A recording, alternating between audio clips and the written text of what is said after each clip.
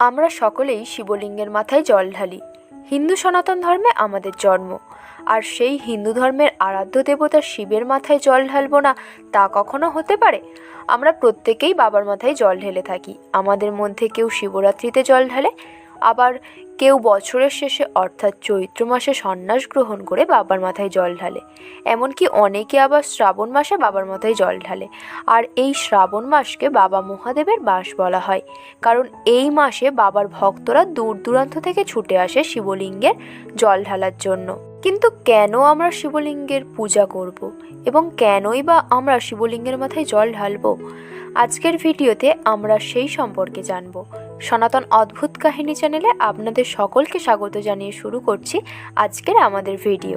শিবপুরাণ থেকে জানা যায় শিবলিঙ্গ হলো একটি পুরুষলিঙ্গ এবং যার উপরে এটি অবস্থিত সেটাকে যোনি বলা হয়, অর্থাৎ এটি একটি স্ত্রীলিঙ্গ। সুতরাং ভগবান শিব ও মাতৃশক্তির মিলিত স্বরূপ হলো শিবলিঙ্গ। বহুকাল পূর্বে সৃষ্টির রচনার পর সপ্ত ঋষিসহ আরও অনেক ঋষিগণ সম্মিলিত হয়ে একটি মহান যজ্ঞের আয়োজন করে এবং যজ্ঞ সম্পন্ন হওয়ার পর সেখান থেকে মহাশক্তি উৎপন্ন হয়। কিন্তু ঋষিদের মধ্যে কেউ জানতেন না এই মহাযজ্ঞের ফল বা এই মহাশক্তি কার পাওয়া উচিত। সেই সময় ওই স্থানে দেবর্ষি নারদের আগমন হয়। দেবর্ষি নারদের মতে এই মহাযজ্ঞের ফলাফলের উত্তরাধিকারী ত্রিদেব, অর্থাৎ সৃষ্টিকর্তা ব্রহ্মা, পালনকর্তা বিষ্ণু এবং সংহারকর্তা মহেশ্বর। কিন্তু নারদ মুনি একথাও বলেন যে তিনি জানেন না ত্রিদেবের মধ্যে কোন দেবতা এই যজ্ঞফলের উত্তরাধিকারী। তাই তিনি ঋষিগণকে ত্রিদেবের পরীক্ষা নেওয়ার পরামর্শ দেয়। তখন সকল ঋষিগণ মিলে সপ্ত ঋষির প্রধান ঋষি ভৃগুকে নির্বাচন করলেন এই কাজটি সম্পন্ন করার জন্য। উদ্দেশ্য মতে মহর্ষি ভৃগু ব্রহ্মলোকে প্রবেশ করে ব্রহ্মার পরীক্ষা নেওয়ার জন্য। কিন্তু সেখানে গিয়ে তিনি দেখেন ব্রহ্মাদেব ও দেবী সরস্বতী দুজনে মিলে সঙ্গীত চর্চায় নিমগ্ন আছেন।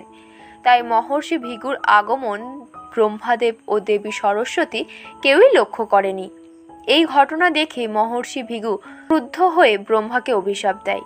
ব্রহ্মা, তুমি আমার আগমনকে উপেক্ষা করে আমাকে অপমান করছো, তাই আমি তোমায় অভিশাপ দিচ্ছি, তোমার সৃষ্টিতে তোমারই কখনো পূজা হবে না। এরপর মহর্ষি ভৃগু কৈলাসে যান, অর্থাৎ শিবলোকে, এবং সেখানে গিয়ে তিনি দেখেন দেবতাদের দেবতা দেবাদিদেব মহাদেব ও মাতা পার্বতী একান্ত বাক্যালাপে বিভোর। মহাদেব যখন মহর্ষি ভৃগুকে দেখলেন তখন তিনি রেগে গিয়ে বললেন, স্বামী স্ত্রীর একান্ত বাক্যালাপের সময় আপনি কি করে বিনা অনুমতিতে এই জায়গায় উপস্থিত হন?